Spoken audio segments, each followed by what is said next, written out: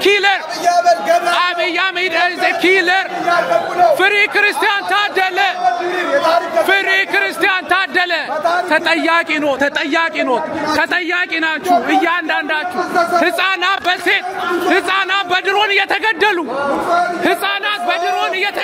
ነው ሰላም ጤና ይስጥልን ተመልካቾቻችን ከአንከር ሚዲያ ዝግጅት ክፍል ያክብሮት ሰላምታችንን እናቀርባለን ዛሬ በስዊድን ስቶክሆልም የሀገራዊ ምክክር ኮሚሽኑ የጠራው ጉባኤ ተቃውሞ ገጥሞታል ኢትዮጵያውያን በጉባኤው መድረክ ላይ ተገኝተው ከፍተኛ ተቃውሞ ማሰማታቸው ነው በቪዲዮ ተደግፎ በተሰራጨው መረጃ ላይ የተመለከተው ኢትዮጵያኑ በአገር ቤት የሚደረገውን አጠቃላይ የሰብአዊ መብት ጥሰት በመቃወምና የአብይ አህመድ አገዛዝ ከስልጣን እንዲወርድ የሚጠይቁ መልእክቶችን በጉባኤው አዳራሽ አሰምተዋል በመጨረሻም በጸጥታ ኃይሎች ከአዳራሹ እንዲወጡ ተደርጓል ለደቂቃዎች የተቋረጠው ይህንን መድረክ በተመለከተ በዝግጅቱ ላይ ተገኝተው ድምጻቸውን ካሰሙት ማል የኢትዮጵያ ድምጽ ሬዲዮ በስዊድን ባልደረባ ቢኒያም መንግስቱ ይገኝበታል መስመር ላይ አግኝቻለሁ ቢኒያም እንግዲህ ዛሬ በስዊድን ስቶክሆልም በተካሄደው ጉባኤ የምክክር ኮሚሽኑ ስብሰባ ላይ ተቃውሞ አሰምታችኋል እስቲ እንዴት ገባችሁ እንዴት ነበር እንደው ባጭሩ ብትነግረን አመሰግናለሁ መሳይ እንግዲህ ያው እንደሚታወቀው ሀገራዊ ምክክር ኮሚሽን የሚባለው ኢትዮጵያ ውስጥ የቀልና የፌዝ የሆነ ምክክር ሲያደርግ ቆይቶ አሁን ደግሞ ከዲያስፖራው አካላት ጋር ምክክር አደርጋለሁ በሚል ሰበብ ተለያዩ ሀገሮች ያደረገ ስቶክሆልም ስዊድን እዚህ ባለንበት ከተማ ሊያደርግ እንደሆነ መረጃ ደረሰ የሚገርም መሳይ ምን ያደርጋሉ መሰለኝ ኤምባሲ የሚሰሩና አንዳንድ ከስራቱ ጋር ቅርበት ያላቸው ሰዎችን በመጠቀም የተለያዩ ኢሜል ይልካሉ ተሳተፉ ምናምን ይያሉ በግለሰብ ደረጃ ይሄን ነገር ሲያደርጉ ምክክር ኮሚሽኑ እንግዲህ ማወቅ ያለበት እዚህ ሀገር ማህበራት አሉ የአማራ ማህበራት አሉ ኢትዮጵያ ስደተኞች ማህበር አለ ብዙ ማህበሮች አሉ ከነዛ ጋርም ለመገናኘት አልፈለጉም ልክ በጓሮ ሾልኮ እንደሚገባ ሰው ምክክሩን ማድረግ የፈለጉት በሚስጥር ነው እኛ ይሄን ነገር በመንሰማበት ጊዜ እንግዲህ እኔና ጓደኞቼ በመሆን ምንድነው ማድረግ የምንችለው መጀመሪያ ስብሰባው ላይ ተገኝተን ድምጻችንን እናሰማለን ተባባልን በኢሜል ተመዘገብን ከዛ በኋላ ቦታው ላይ ሄደን በመንንቀሳቀስ ሰዓት ጥሩ ያልሆነ እይታ ነበር በመጀመሪያ የነበረው ከዛ በኋላ እንግዲህ ምክክር ኮሚሽኑ እንደተለመደው አምባሳደር መሐሙድ ድሪር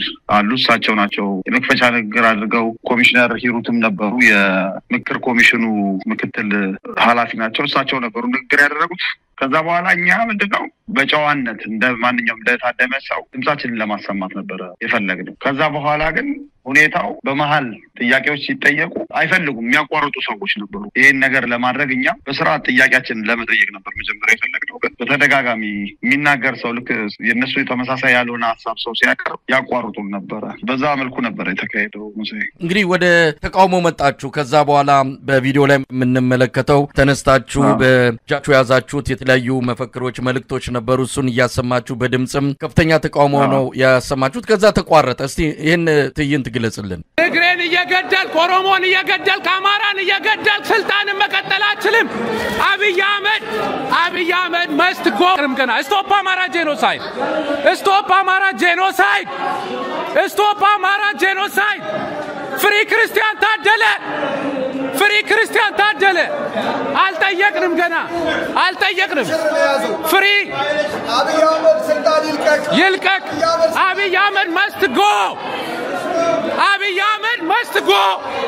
Abiy Ahmed must go Abiy Ahmed is a killer Abiy Ahmed is a killer Free Christian Tadele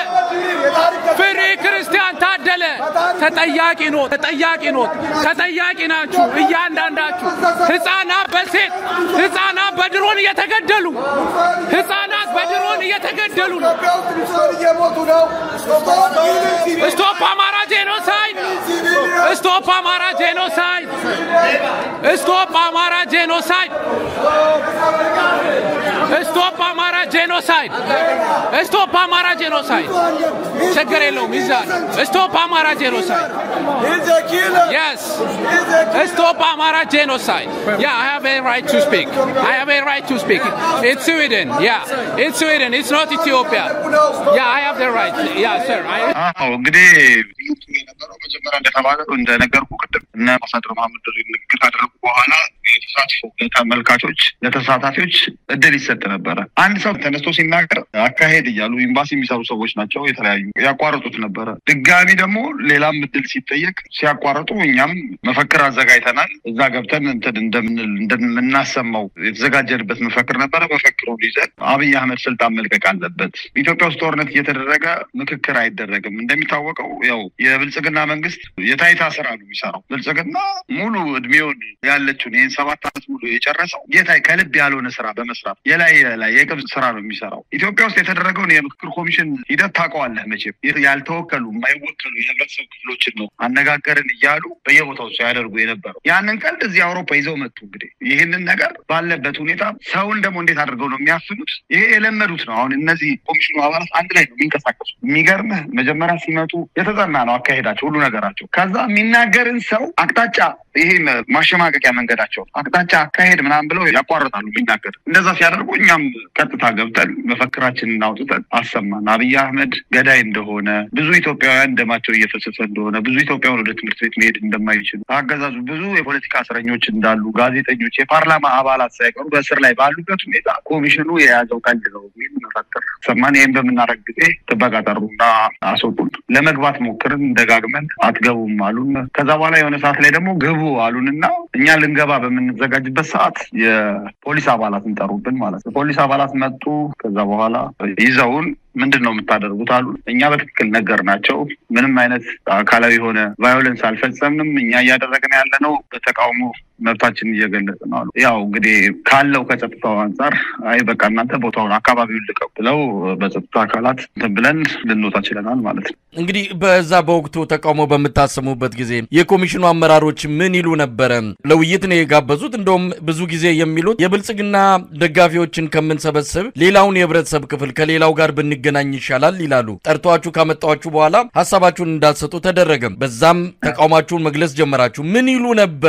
እንደው እናንተ ያንን ተቃውሞ በምታሰሙበት ጊዜ መልስ የሰጡበት ሁኔታ ነበር? መጀመሪያ ላይ በቃ መደናገጥ ነው። ምናልባትም እንግዲህ እንደዚህ አይነት ነገር ገጥሟቸው ላያውቅ ይችላል። መጀመሪያ መደናገጥ ነው ያሳዩት። እጅግ በጣም እንትን አሉ። ከዛ በኋላ ተረጋጉ ምናምን ይላል። በመሀል ደግሞ የልኡክ ቡድን ሆነው ነው የሚመጡት። እንግዲህ ብዙ ናቸው አብረው የሚመጡት። ራሱ በመሀል የሚናደዱ አሉ፣ የሚጋበዙ ማለት ነው። ከኛ ጋር እንደዚህ ልትሉ አትችሉም ምናምን የሚሉ፣ ግማሹ ሊገፈትር ይሞክራል፣ ግማሹ እኛ ደግሞ በአንድነት አዳራሽ ውስጥ ነው የተበተንነው። ሁላችንም በተለያየ አቅጣጫ ሆነን ድምጻችንን እያሰማ ድምጻችንን ከፍ አድርገን መፈክራችንን ይዘን ስናሰማ በዛን ሰዓት ተረጋጉ ምናምን አሉ። ከወጣም በኋላ ግን ግቡና እንትን በሉ ሀሳባችሁን መግለጽ ትችላላችሁ። ግን ይሄ የታይታ ሙሉ ለሙሉ የውሸት ነው። ማንም በዚህ መታለልም የለበትም። ሲጀመር የምክክር ኮሚሽኑ ሂደቱ ሰው ሀሳብ ወጣ ያለ ሀሳብ ሲናገር በተለያየ መንገድ ነው ያንን ሰው እንዳይናገር የሚያደርግ።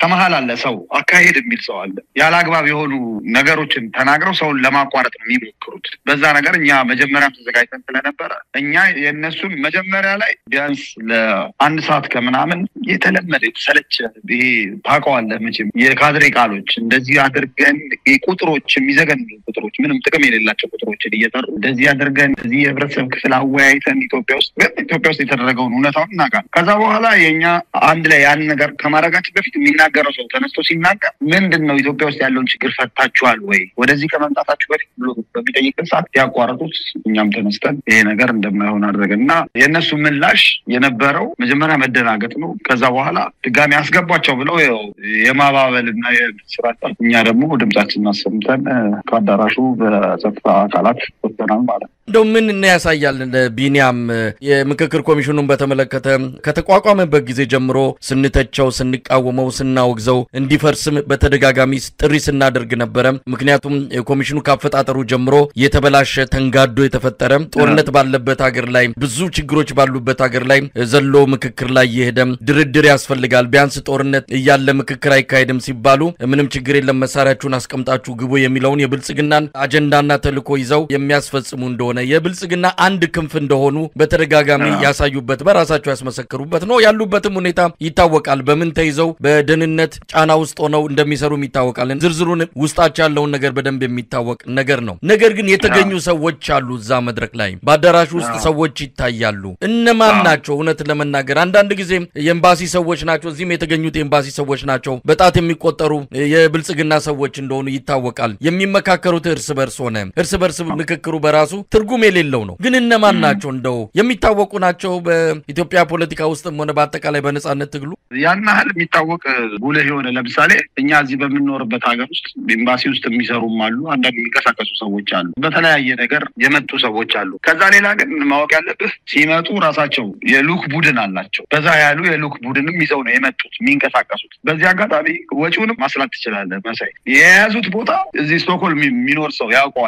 ሲከራይ በጣም ውድ የሚባለው ነው አዳራሽ ነው የተከራዩት። የምሳ ግብዣው ሌላ ነው ያለው፣ የሻይ ሰዓት ተብሎ ወጪው አጠቃላይ ይዘው የመጡት የሉክ ቡድን ደግሞ ለቲኬት ለምን የሚያወጡትን አስበው አጠቃላይ ያ ነገር ደግሞ እንግዲህ የምክር ኮሚሽኑ የሆነ በራሪ ወረቀት ላይ እንደሚገልጸው ከሆነ ሙሉ ለሙሉ በመንግስት ይሸፈናል ወጪው ነው የሚለው የምክር ኮሚሽኑ። ያ ማለት በህዝብ ገንዘብ እየተቀለደ ነው። መፍትሄ ለሌለው ነገር ምንም አይነት ለውጥ ባለድርሻ አካላት የሆኑ አካላት አሉ። ለምሳሌ እዚህ ሀገር ቅድም እንደነገርኩ የተለያዩ ማህበራትን የሚወክሉ የተለያዩ ድርጅቶችን የሚወክሉ ሰዎች አሉ። እነዛን እንኳን የማካተት ስራ አይፈልጉም። በቃ አደረግን ነው የብልጽግና መንግስት መለያ የሆነ ማሳያ ቢኖር ይሄ ምክር ኮሚሽን የሚያደርገው ነገር ምንድነው? የቅብ ስራ ታይታ ከውስጡ ምንድነው?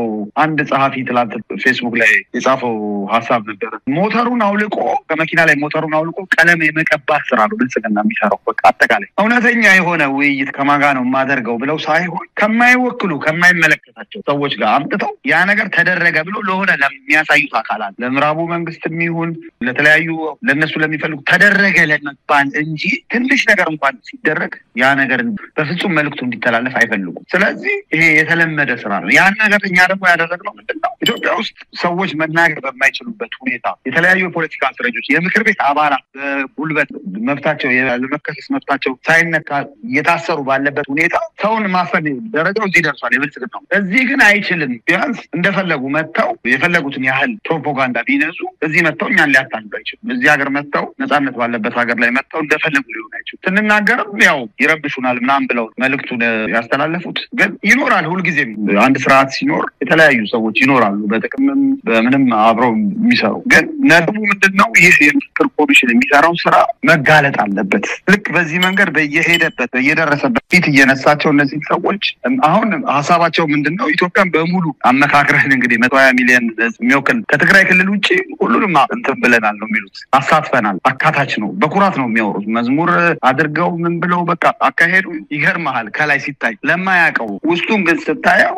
ውስጡ በጣም እጅግ በጣም ጥያቄ አንዲት ጥያቄ እንዲነሳ አይፈለግም። የተለየ ሀሳብ እንዲራመድ አይፈልግም። ምክክር ሳይሆን መልእክተኞች ናችሁ ነው ያላቸው። እናንተ የአብይ አህመድ መምከር ካለባችሁ እዛው አብይ አህመድ ምከሩ። እኛን ጦርነት ባለበት ሁኔታ የጦርነት ጠማቂ የሆነውን አብይ አህመድ ሳታስቆሙ እዚህ መጣችሁ እኛን የምትመክሩን ነገር የለም ነው ያለው። እንግዲህ እንዳልከው በተለያዩ የዓለም ክፍሎች እንደሚዘዋወሩ ገልጸዋል። እዚህ አሜሪካ መጥተው ስኬታማ ያልሆነ ራሳቸው ከዛ በኋላም ስለ መድረኩ ማውራትም የደፈሩ አይደሉም። ካናዳም ተመሳሳይ ሄዶ ምንም ውጤት አላገኙም። አሁን ስቶክሆልም ሄደዋል። በሚቀጥለው ሳምንት እንግሊዝ አስበዋል። እንግሊዞች ተዘጋጅተዋል። የእንግሊዝ ፋኖ እንግሊዝ ያለው ኃይል እንግዲህ ኑና እንዳመጣጣችሁ እናስተናግዳችኋለን እያላቸው ነው። በቅርቡ ስብሰባ አድርገው ነበር።